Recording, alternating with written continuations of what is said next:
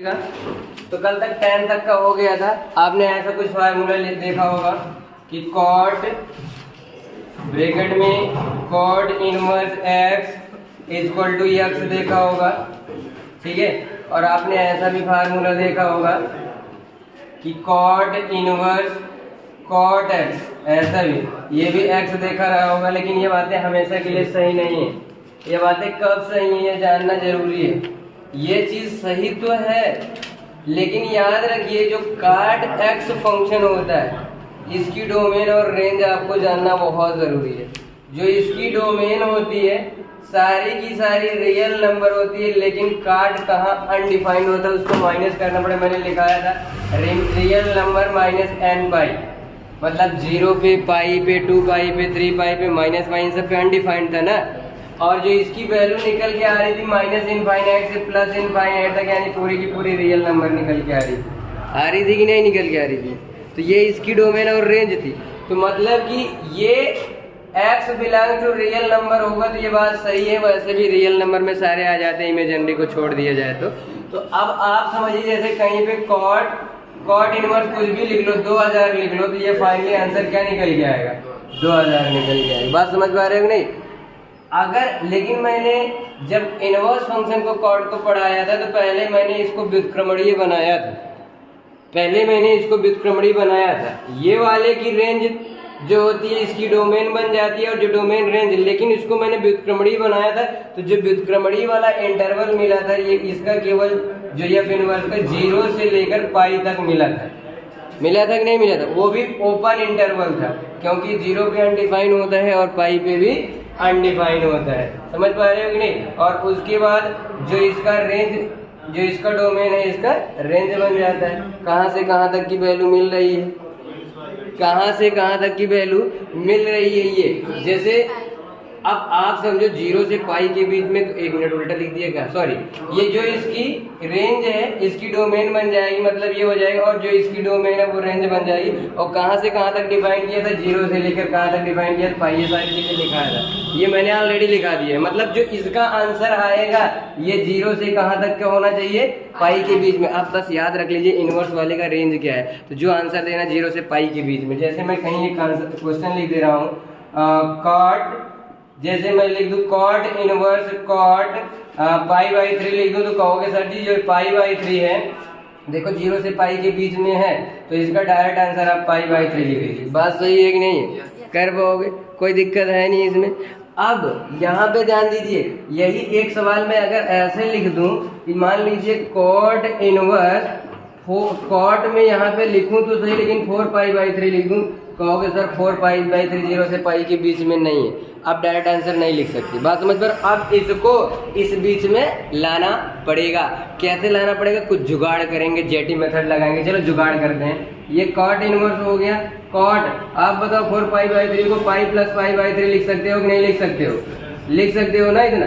और cot 180 plus theta, मैंने बताया था आशीष से ट्रांसपोर्ट कंपनी, मेरी कोई ट्रांसपोर्ट कंपनी नहीं, फिर भी मैंने ऐसा लिख दिया। यहाँ पे ऑल पॉजिटिव, यहाँ पे साइन कॉसेक पॉजिटिव, यहाँ पे tan कॉट पॉजिटिव होता है, ये 0 होता है, ये पाई बाई 2 होता है, ये पाई होता है, ये 3 पाई बाई 2 होता है, ये 2 पाई होता है। आप बताओ पाई प्लस थर्ड क्वाड्रेंट में tan और कॉट क्या होते हैं, पॉजिटिव होते हैं, यानी cot pi plus pi by 3 लिख सकते हो।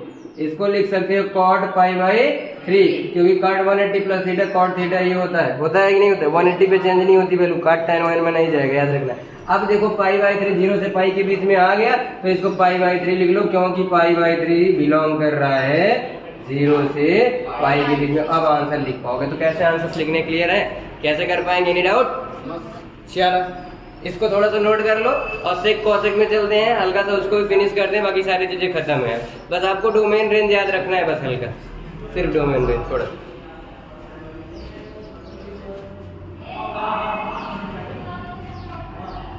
यहाँ से स्टार्ट करते हैं और यहाँ से ऐसे एक बार ऐसे क्लिक करते हैं, फिर यहाँ पे एक्सप्लोजर को लॉक कर दिया जाता है। और ये जो है देखें तो ठीक है।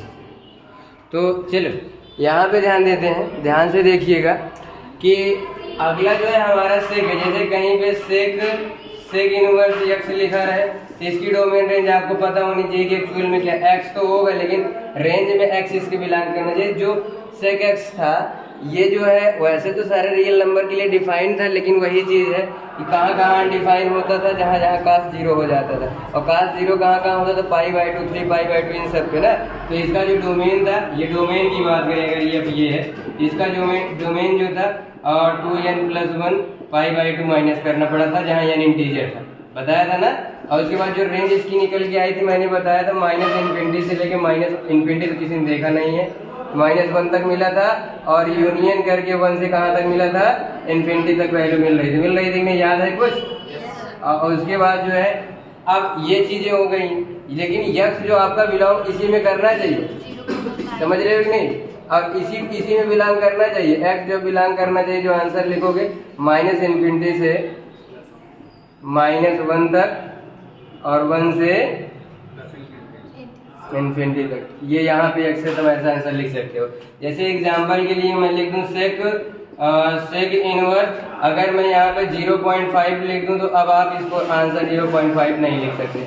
क्यों नहीं लिख सकते, क्योंकि ये -∞ से -1, 1 से इन्फिनिटी 1 और -1 से 1 के बीच की कोई वैल्यू के लिए डिफाइन है ही नहीं, आंसर इसका आ ही नहीं सकता। समझ पा रहे हो नहीं समझ पा रहे हो, तो ये वाला। लेकिन अगर कहीं पे मैं ऐसा कुछ क्वेश्चन लिख दूँ सेक इनवर्स, यहाँ पे मैं 20 लिख दूँ तो इसका 20 आंसर हम लिख सकते हैं, क्योंकि अब इस दायरे में वो आ जाएगा, 20 उसमें बिलोंग कर जाएगा। और दूसरा मैं चलता हूँ और अगला फंक्शन की मैं बात करता हूँ, जैसे सेक इनवर्स सेक एक्स की बात कर रहा हूँ। तो जो उसका डोमेन है, जो उसका रेंज इसका डोमेन बन जाएगा, मतलब यही चीज इसकी डोमेन बन जाएगी।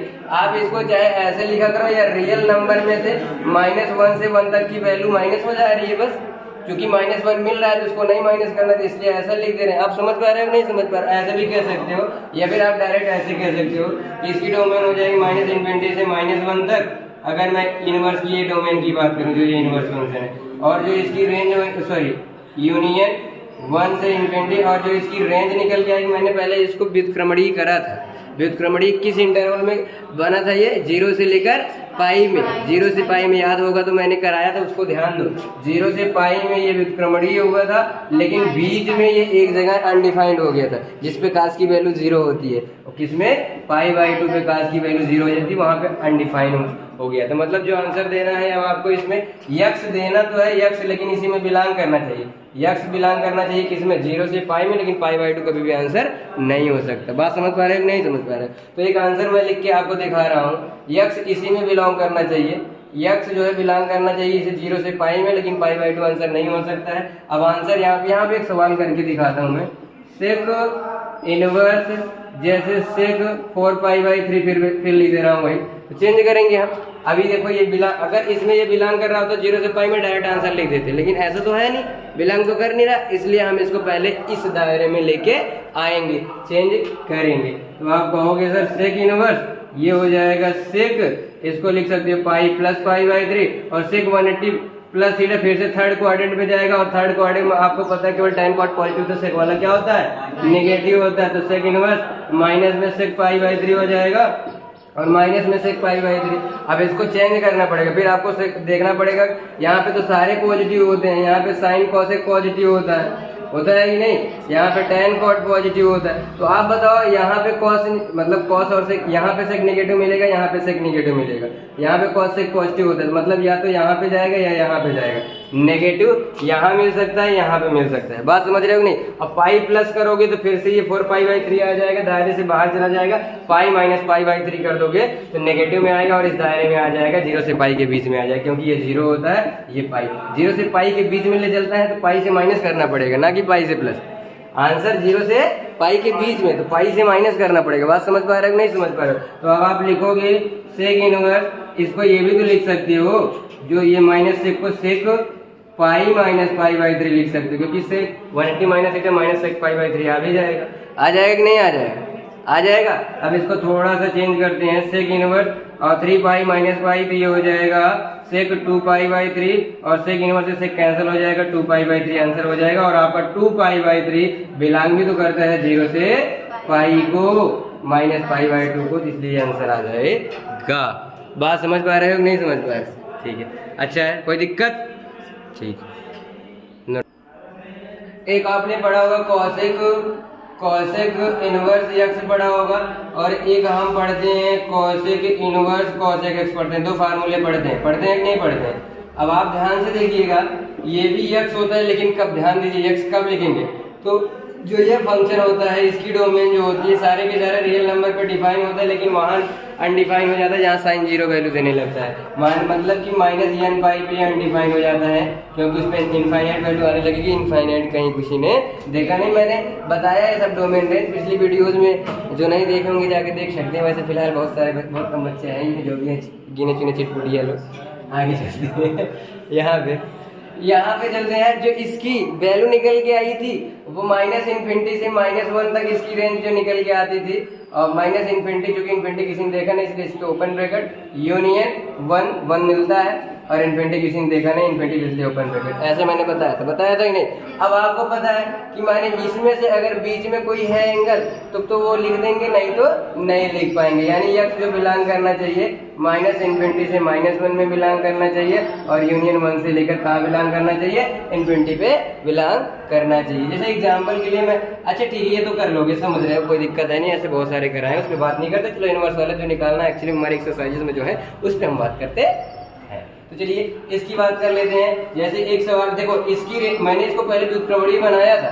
पहले तो इसकी जो डोमेन है मतलब रेंज है इसी की डोमेन बन जाएगी, यानी माइनस इन्फिनिटी से -1 हो जाएगा, और उसके बाद यूनियन 1 से क्या हो जाएगा, इन्फिनिटी हो जाएगा। ये इसकी डोमेन, और रेंज कहाँ से, इसको व्युत्क्रमणीय बनाया गया था और वहाँ पे रेंज आया था -π/2 से π/2 में। ये इसका आंसर मिल रहा था, व्युत्क्रमणीय बना था -π/2 से π/2 में, लेकिन ये 0 पे क्या हो जाता है, अनडिफाइंड। मतलब जो भी वैल्यू आनी चाहिए माइनस यक्स, जो इसका यक्स तो लिख पाओगे, लेकिन यक्स जो बिलोंग करना चाहिए वो -π/2 से π/2 के बीच बिलोंग करना चाहिए, और 0 भी नहीं हो सकता है, -0 इसलिए कर दिया।